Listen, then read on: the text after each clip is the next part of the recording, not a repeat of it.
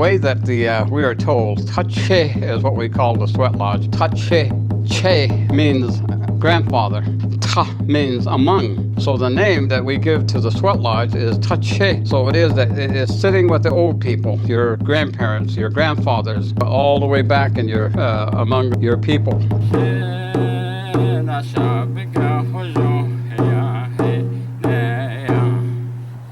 Among the many teachings of our Dene, we have the teaching of the use of the sweat lodge. Tache chong iro de tiki behotasendo the necha dingo is what they tell us, is that as a Dene, you're supposed to be able to understand how to use the sweat lodge. There are a lot of things that take place when you prepare a sweat lodge and you participate in any type of just getting together and just being a bunch of Dene men. The men go in with the men. Never ever do we mix gender in a sweat lodge. Also, the teaching is that those that are people that have a special gift of knowing how women feel and how women think, that might be a Dene or a man. He has to always go in the sweat lodge with the men. He can never go in with the women.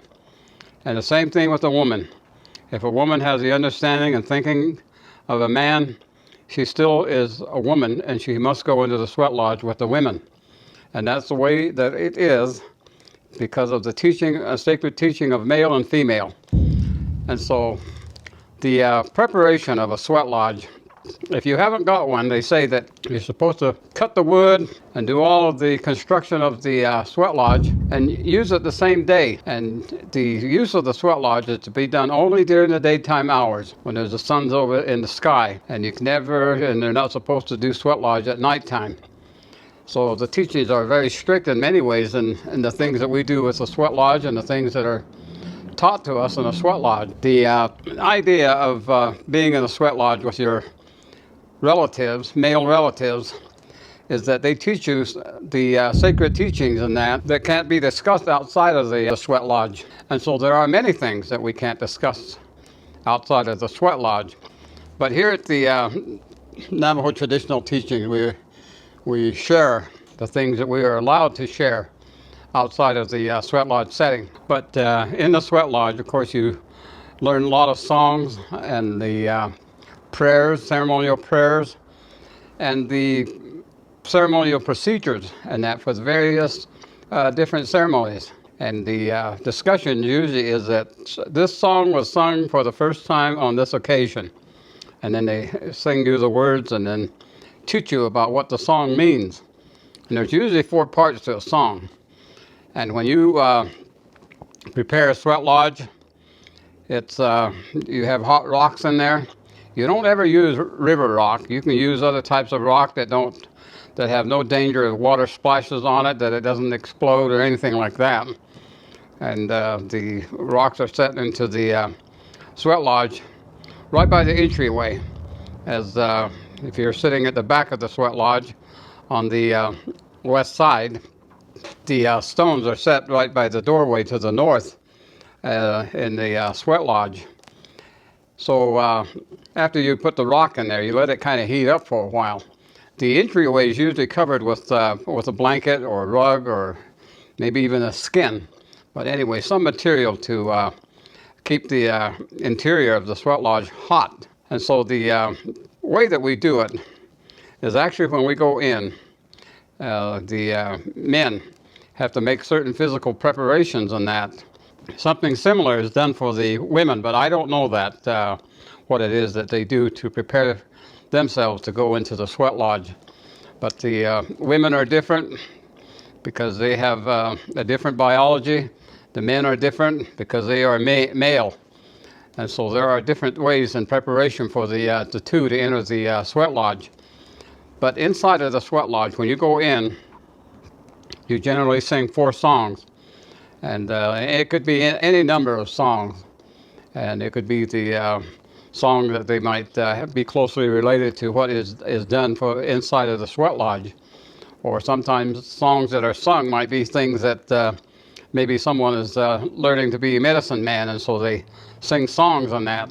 They might not sing the same song right away, but sometimes they do have one song, and they might sing that song 4 times, that same song, because the person that is learning and the apprentice has to follow along and has to sing the song. And then the discussion is about the song, where it came from, when it was first given as part of what ceremony. And so you do that inside the sweat lodge. If there's something about the prayer, and that might be between the two songs and that during the performing of a ceremony, you might discuss the prayer, when that prayer was first given by the holy people, and the words in that and how they are structured. All of that is done only inside of the sweat lodge. And the discussions on that are very extensive as far as learning the songs and the prayers and the ceremonial procedures. The teaching of the way to perform the ceremony, most of it is done inside of a sweat lodge setting.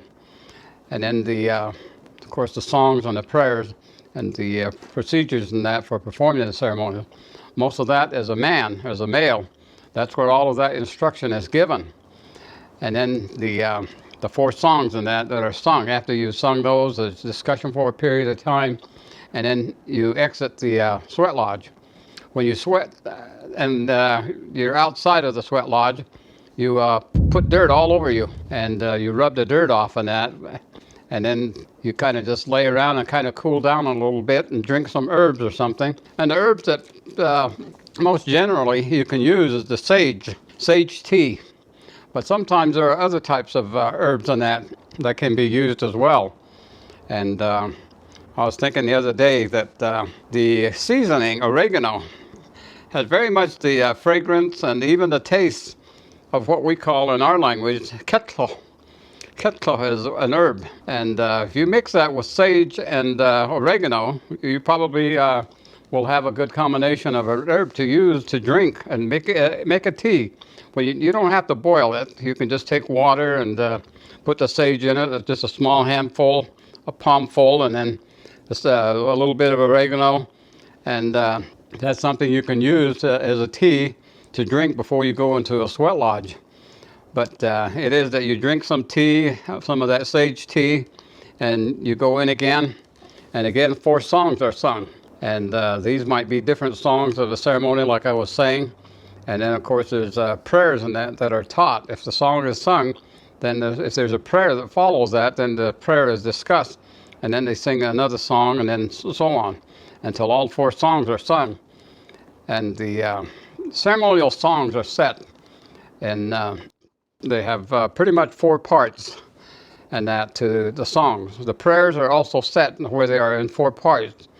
And so everything in that teaching is to have it so that it is set in 4s, because 4 is the sacred number, and it is that's the way the songs and prayers and the ceremonial procedure is taught. It's all based on the sacred number 4. And then the inside of the Hogan, if you're not discussing the performing and doing the songs and prayers of a ceremony, there are some other things in that are important to be discussed. One of the things is the things that matter as a dene, as a medicine person, and also the things that are important to know, which is sacred names.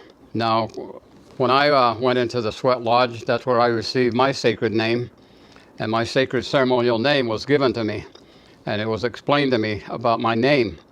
And I'm to never reveal that outside of a ceremonial setting. The only person that I can reveal my ceremonial name to is my wife. She's the only one that should know my ceremonial name other than when I use it in ceremonial settings and so on. And the teachings that go along with having a sacred ceremonial name. And there are certain people that give names, and they have the responsibility to give you a name that will fit the things that you need to do and how you have to be willing to acquire and be worthy of that name. And so the things that are discussed about your sacred ceremonial name takes place inside of a sweat lodge, and receiving your ceremonial name is also given inside of a sweat lodge. The other things and the teachings of that associated with going into a sweat lodge is the way that we are told. Tache is what we call the sweat lodge. Tache, che means grandfather. Ta means among. So the name that we give to the sweat lodge is Tache, So it is that it is sitting with the old people, your grandparents, your grandfathers, and not only your grandfathers, but all the way back in your among the people in that your people and your relatives and that go way back somewhere and in a distant past, and they are supposed to be somehow influencing you and being with you inside of the sweat lodge. So it's a very sacred place. And as I mentioned, there are certain things that happen inside of the sweat lodge that you cannot divulge outside of the sweat lodge setting or a ceremonial setting. And so a lot of the things that we share with you here at the Navajo Traditional Teachings are things that we can actually share with people outside of those settings. But myself, I would never divulge anything that is considered extremely sacred and only to be shared in certain settings. A lot of times people wonder, what is the atmosphere like inside of a sweat lodge? Believe me, it is very hot. And I remember the very first time I went in, and I was very small. I was with my grandfather, Laughing Medicine Man. And he did laugh at me because it was so hot that I crawled behind him to get away from the excessive heat. And he was very patient with me.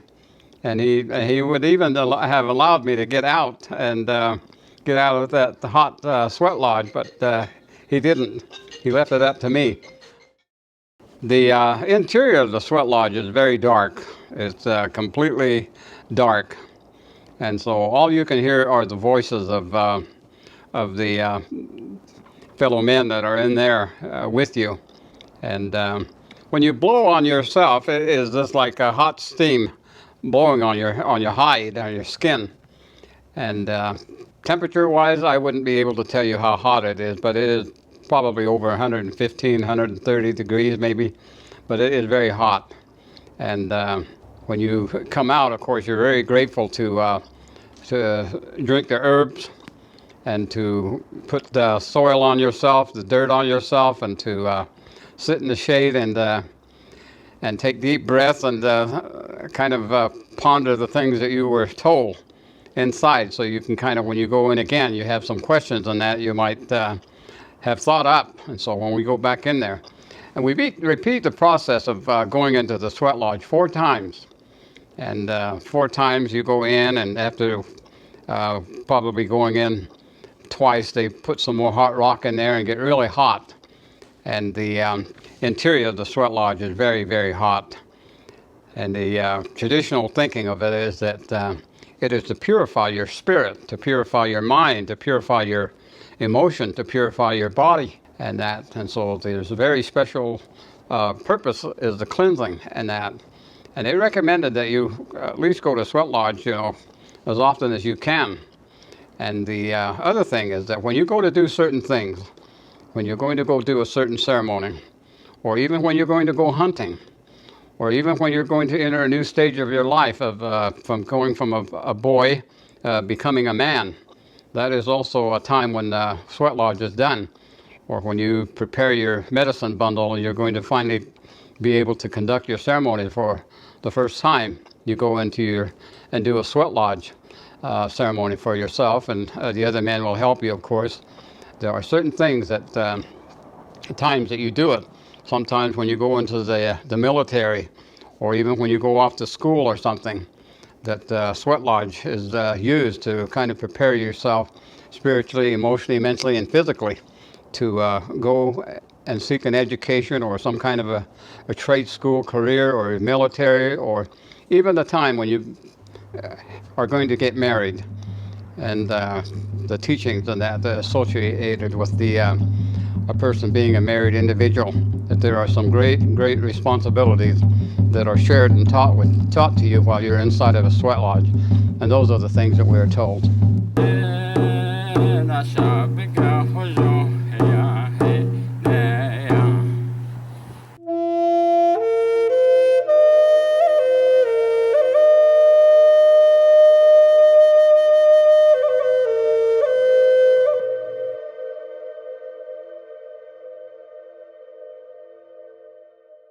Hey, thanks for watching our videos.